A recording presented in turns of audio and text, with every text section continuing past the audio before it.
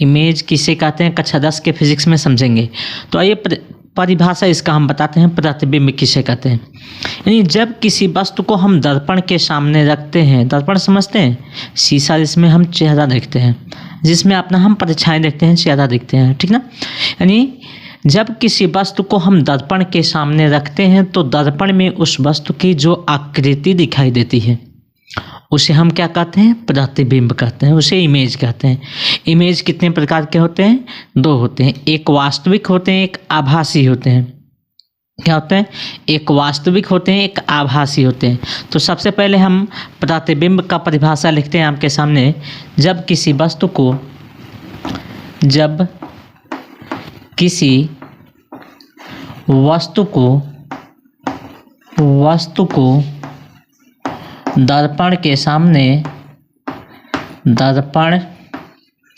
के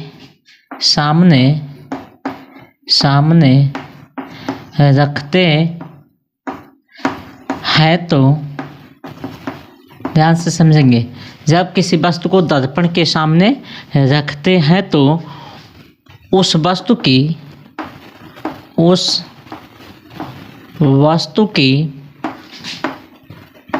दर्पण में जो आकृति दिखाई देती है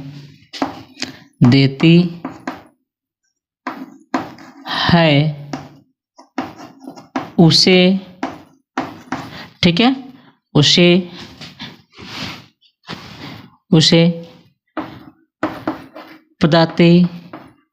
प्रतिबिंब कहते हैं,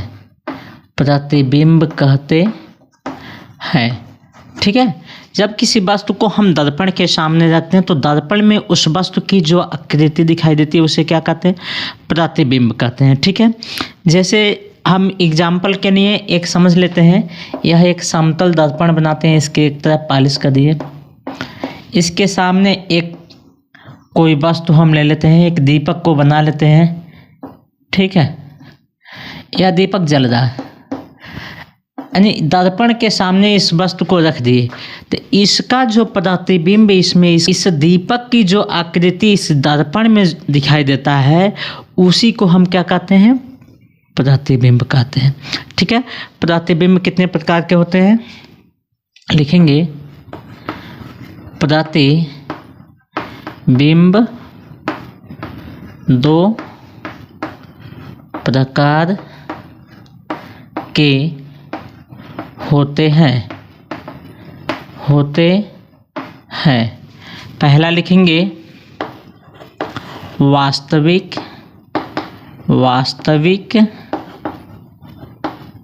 प्रतिबिंब, इसको अंग्रेजी में क्या कहते हैं, रियल इमेज, अंग्रेजी में क्या कहते हैं, रियल इमेज। यानी वह प्रतिबिंब जिसमें परावर्तन हो, देखिए बिना परावर्तन का कोई भी वस्तु दिखाई नहीं देती, बिना रिफ्लेक्शन की कोई भी वस्तु नहीं दिखाई देगी। जैसे रिफ्लेक्शन कहने का मतलब है, इसके पिछले वाले वीडियो में हम पढ़ाए रिफ्लेक्शन होता क्या है कि जब कोई प्रकाश किरण किसी दर्पण से टकराता है, ठीक ना, तो वह रिफ्लेक्ट होकर किसी दूसरे बिंदु पे मिलता है, अर्थात हमारे आँख के रेटिना पे मिलता है तो हमको दिखाई देता है। ठीक उसी प्रकार अगर यहाँ पे कोई हम अवतल दर्पण बना ले, ध्यान से देखिएगा, समझाने के लिए बना रहे हैं, यहाँ पे कोई अवतल दर्पण बना लेते हैं। अवतल कैसे कहते हैं इसके अगले वाले वीडियो में हम इसको बताएंगे कि इसको क्यों अवतल कहते हैं, यहाँ समझिए केवल।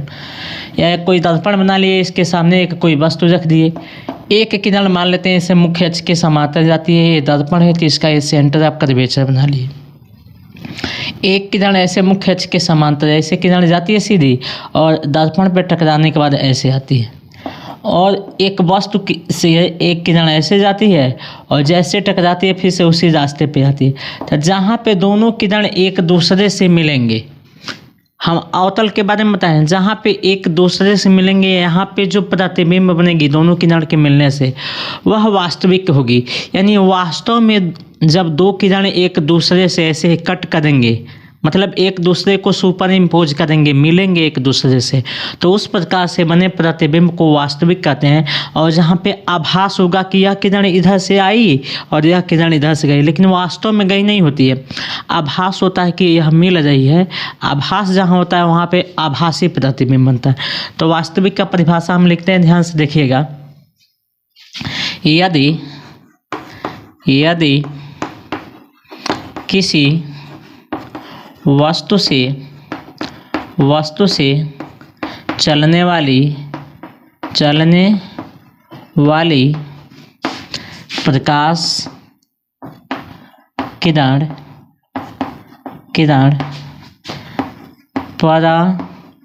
परावर्तन के पश्चात किसी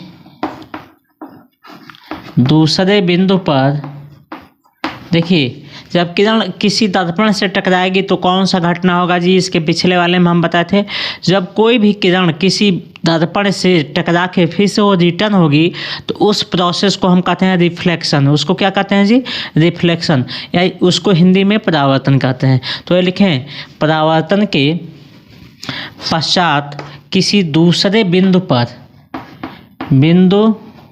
देखिए यह दूसरे बिंदु पर ना, दूसरे बिंदु पर वास्तव में मिलती है तो इस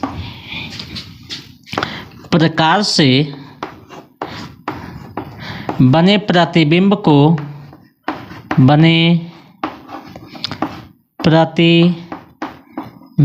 को वास्तविक प्रतिबिंब कहते हैं। वास्तविक प्रतिबिंब कहते हैं। यहाँ तक क्लियर है जी। जब वो वास्तव में मिलेगी तो कौन सा प्रतिबिंब कहलाएगा, वास्तविक कहलाएगा। अब आपको आभासी बताते हैं, आभासी प्रतिबिंब, इसको अंग्रेजी में कहते हैं वर्चुअल, VIRTUAL, वर्चुअल इमेज, ठीक है ना, वर्चुअल इमेज।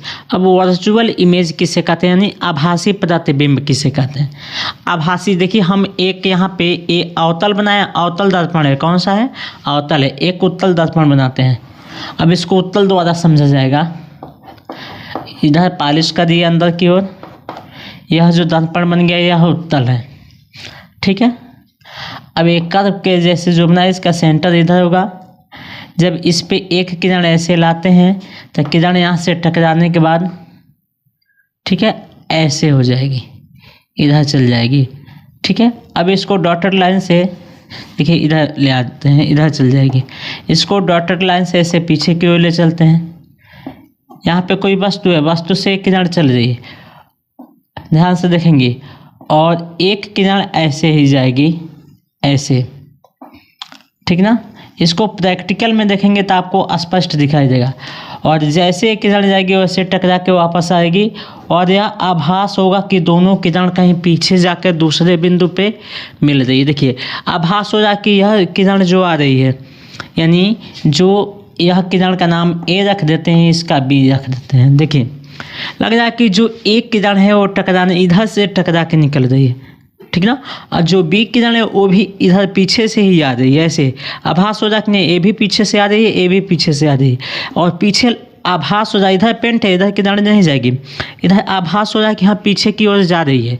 क्या हो रहा है, आभास हो रहा है। तो वहाँ पे आभास हो रहा है कि पीछे की ओर जा रही है, तो कौन सा प्रतिबिंब बनेगा जी, आभासी प्रतिबिंब बनेगा। इसका परिभाषा लिखते हैं, यदि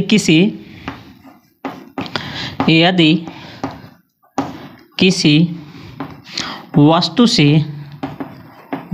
से चलने वाली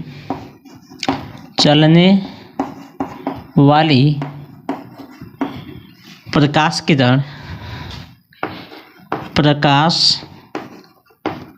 किरण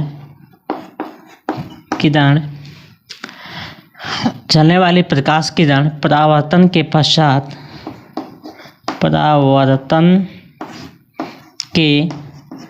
पश्चात किसी दूसरे बिंदु पर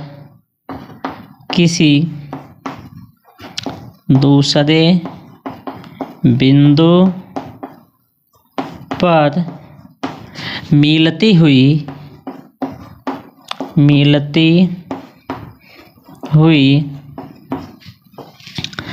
प्रतीत होती है।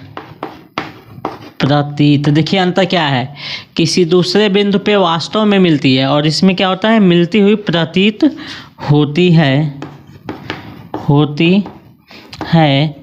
तो इस प्रकार से बने प्रतिबिंब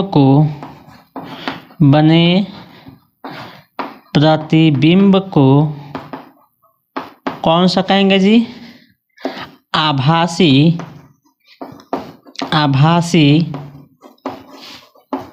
प्रतिबिंब कहते हैं। इस प्रकार से बने प्रतिबिंब को क्या कहते हैं जी, आभासी कहते हैं, वर्चुअल इमेज कहते हैं। ध्यान से देखिए, इसमें वास्तव में मिल रही है तो वास्तविक प्रतिबिंब बना है, और इसमें मिलती हुई प्रतीत होती है, यानी मिलती हुई प्रतीत होती है, तो कौन सा बनेगा जी, आभासी प्रतिबिंब बनेगा। यहाँ तक आपको क्लियर होना चाहिए, ठीक है। इसको स्क्रीनशॉट करिए, नोट करिए, हम साइड हो जा रहे हैं, फिर से अगला टॉपिक पढ़ा रहे हैं।